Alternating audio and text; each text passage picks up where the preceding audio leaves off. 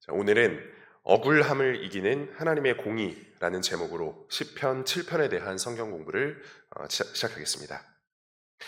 시편 7편은 다윗이 억울한 누명과 공격을 받을 때 감정적으로 맞서거나 사람의 판단에 기대지 않고, 그리고 의로우신 하나님께 피하면서 자신의 사정을 아뢰고, 그리고 동시에 자기 자신을 먼저 점검한 뒤에 하나님의 공의로운 판단을 구하는 기도입니다. 우리는 때때로 죄가 없는데도 오해를 받고, 그리고 사실이 아닌 말로 공격을 받으면서, 그리고 이유를 알 수 없는 비난을 겪기도 합니다.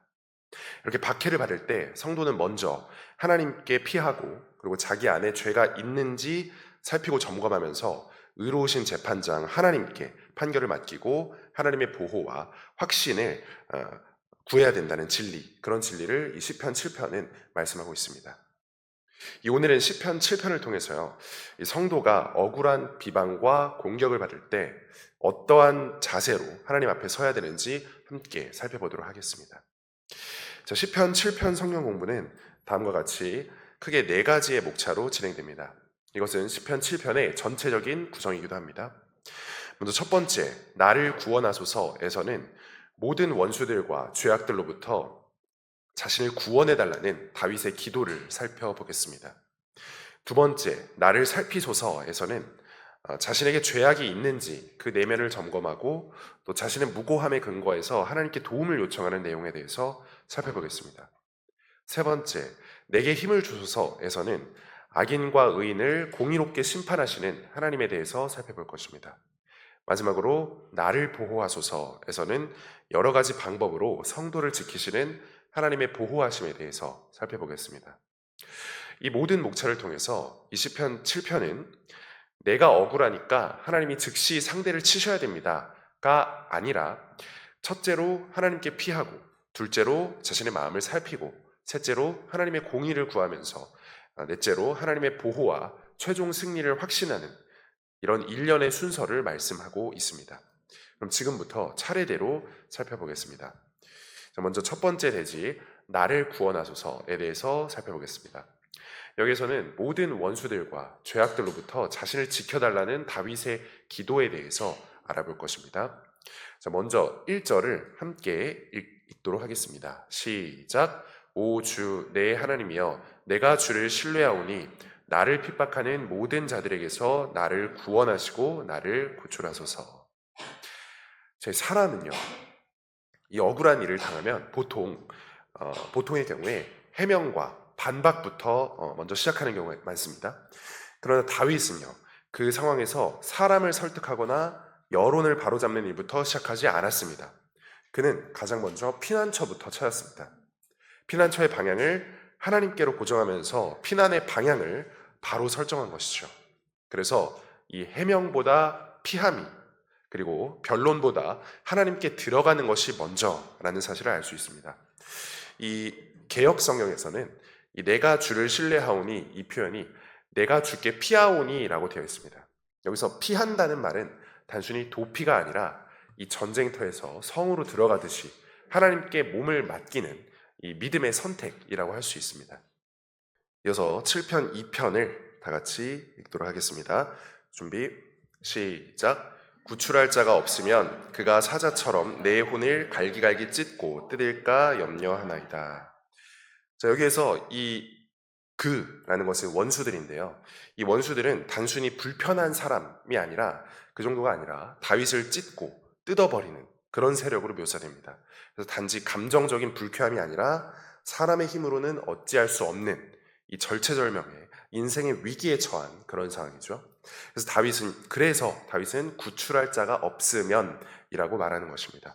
결국에 사람의 힘이나 도움으로는 해결할 수 없는 그런 지점이 우리 인생에서 반드시 한 번쯤은 찾아오기 때문입니다.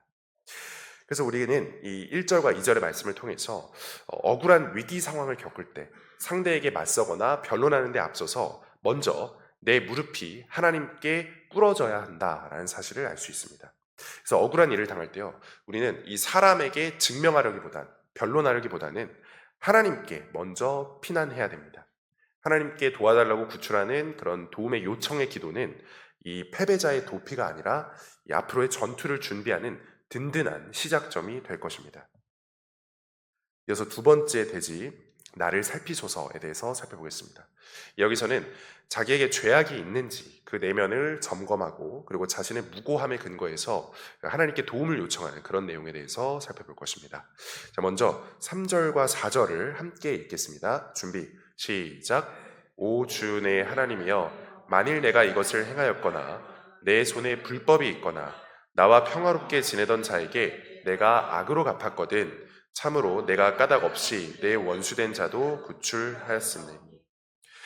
네, 이 시편 7편의 차별점은 바로 이 다윗이 억울함을 호소하기 전에 자기 자신을 먼저 하나님께 세우고 자신을 점검하고 성찰한다라는 점입니다. 여기 앞에서 이 내 손에 불법이 있거나 그리고 내가 악으로 갚았거든 이 표현이 있는데, 이렇게 자기가 비난받는 내용이 사실이라면 하나님께서 나를 징계하셔도 좋다라는 태도를 보입니다. 이거는 이제 실제로 자기가 불법을 행하였다는 그런 뜻이 아니죠. 그래서 조건절입니다. 그래서 실제로는 자기가 그 행동을 하지 않았다는 것을 밝히면서 자신의 무고함을 강조하고 있죠. 그래서 여기서 이 다윗이 주장하는 건요, 이 나는 죄가 전혀 없다라는 식의 무죄함이 아니라 그가 현재 받는 비난과 누명에 대해서 책망받고 흠잡힐 것이 없다라는 무결함입니다. 그래서 이 일에 관해서는 무고하다라는 선언에 가깝습니다. 그래서 하나님 앞에서는 비로소 자신이 무결하다는 진실을 말할 수 있는 양심적인 선언인 것이죠. 이어서 5절을 함께 읽어보도록 하겠습니다.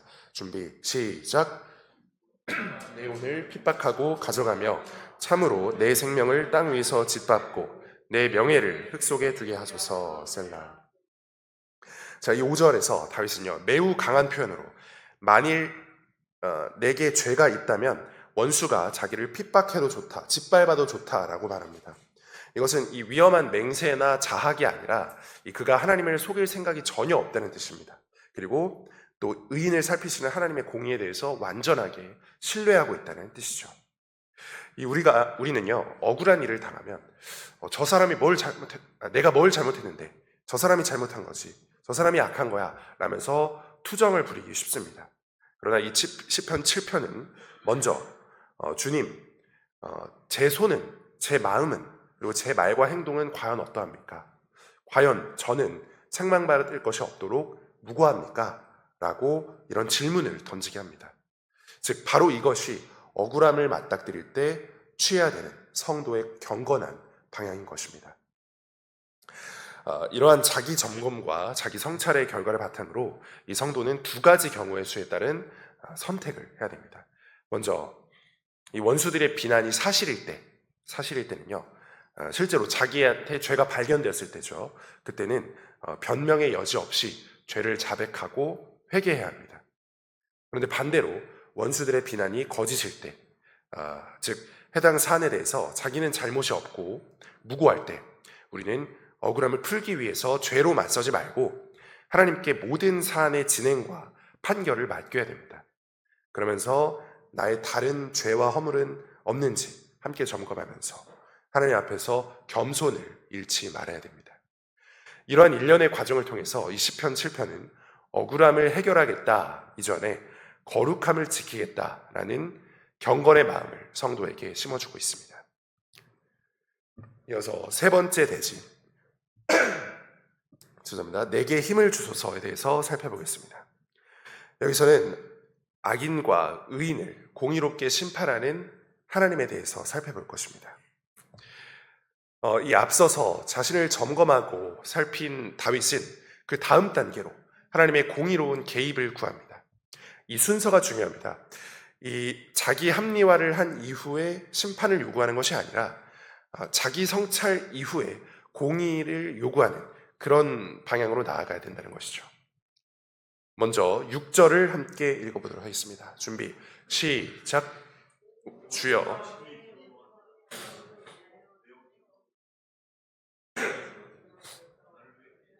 주께서 명령하신 심판을 집행하소서.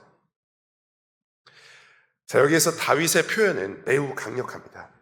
하나님께 분노하라고, 일어나라고, 심판을 집행하라고 요구하죠. 이 표현은 보복이나 복수의 의미가 아닙니다. 내가 화가 나니까 하나님도 같이 화를 내달라 이런 표현도 아니죠. 바로 하나님께서 재판장이시니까 이 사건의 판결권을 하나님께 돌려드린다라고 하는 신앙의 고백입니다. 이 성도는요, 원수를 직접 심판하는 자가 아니라 심판하시는 하나님께 대신 원수를 갚아달라고 호소하는 자입니다. 이러한 내용의 구절을 신약 성경에서도 찾아볼 수 있습니다. 바로 로마서 12장 19절과 21절입니다. 제가 읽겠습니다. 너희 스스로 원수를 갚지 말고 도리어 진노에 맡기라. 기록된 바 원수 갚는 일은 내 것이니 내가 갚으리라. 주가 말하노라 하였느니라. 악에게 지지 말고 도리어 선으로 악을 이기라. 자, 우리는 선하신 하나님께 원수 갚는 일에 대한 공의로운 판결을 맡겨야 됩니다. 하나님의 진노는 원수들에게는 악이지만 이 성도들에게는 선이 되어서 우리를 승리로 이끌 것입니다. 이어서 8절을 함께 읽겠습니다. 준비 시작. 주께서 백성들을 심판하시리니 오 주여 내 의와 내 속에 있는 내 온전함에 따라 나를 공의로 판단하소서. 자, 여기서 내 의와 내 속에 있는 온전함이라는 표현이 우리가 좀 오해하기가 쉽습니다. 여기서 이 나의 의를 말한다고 해서 이것이 구원받은 근거가 자기 의다 이런 표현이 아닙니다. 이 다윗은 지금 누명 사건의 진실을 하나님께 아뢰면서 하나님께 사실대로 판단해 달라고 구하는 상황입니다. 그래서 성도는 구원에 관해서는 오직 예수 그리스도의 의를 붙듭니다. 나를 구원하신 예수님의 그 의가 우리한테 전가가 되어서 나에게 의와 온전함이 되는 거죠. 그래서 여기서 나의 의라고 하는 것이 내가 행한 의가 아니라 예수님을 통해서 하나님께서 주신 하나님의 의의 일부다라는 사실이 중요합니다. 그래서 죄를 짓지 않고 그 의를 지킨다면 그것이 내 온전함으로까지 이어지는 것이죠. 따라서 이 성도는요, 내가 나의 의를 언젠가 설명할 기회가 올 거다 이런 게 아니라 하나님께서 예수님을 통해 얻은 나의 의로움과 온전함을 다 알고 계셔 이런 태도로 하나님께 나아가야 됩니다. 자, 이어서 9절을 또 함께 읽겠습니다. 준비 시작. 오 사악한 자들의 사악함은 끝내시되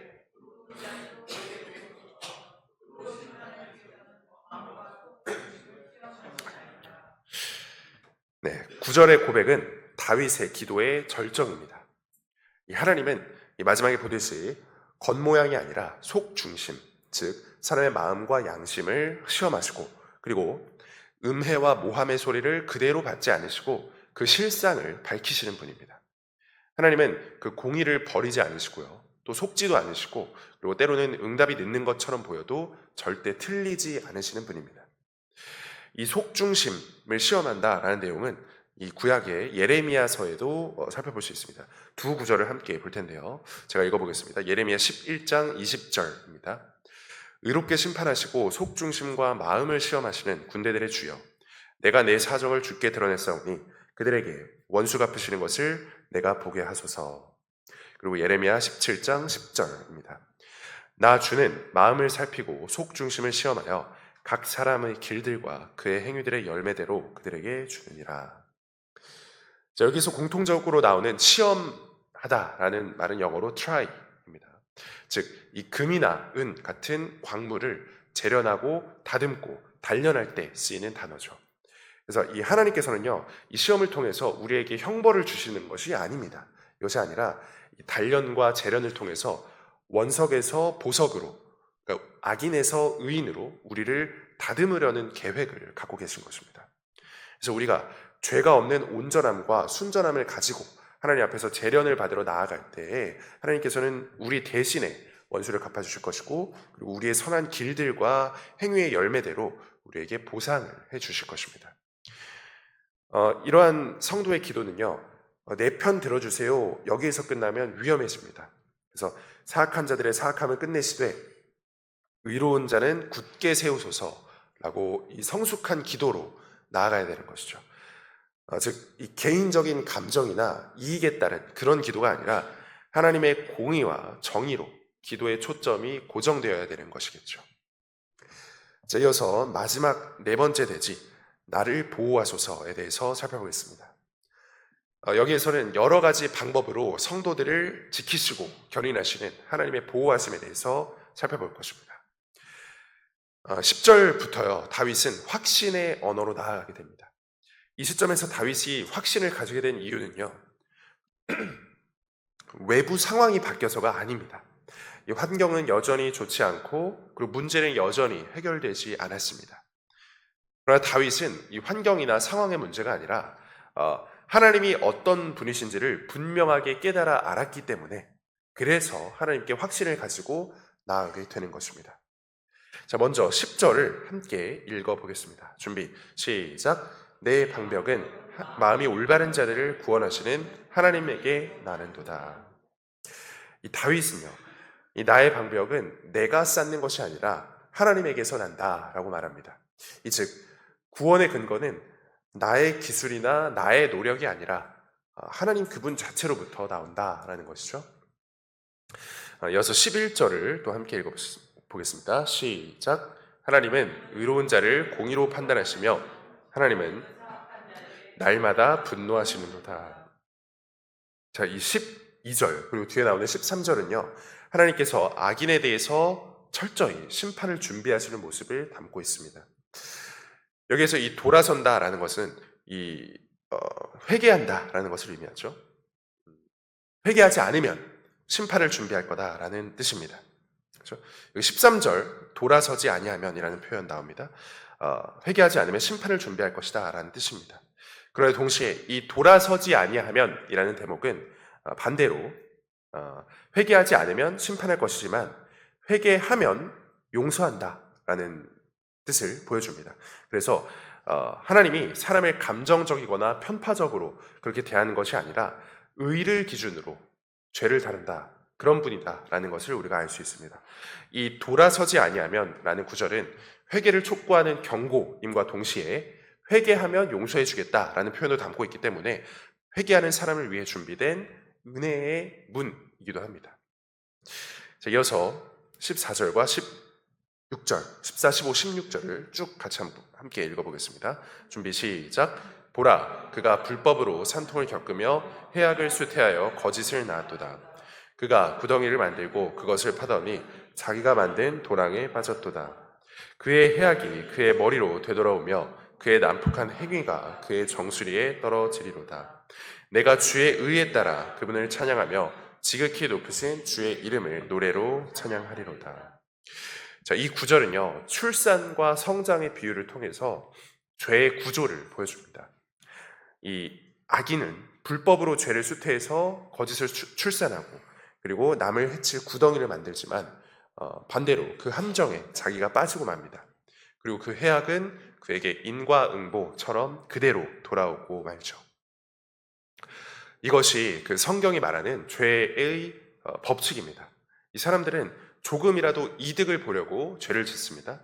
악인들은 죄를 지어서 잠시 성공하는 것처럼 보입니다.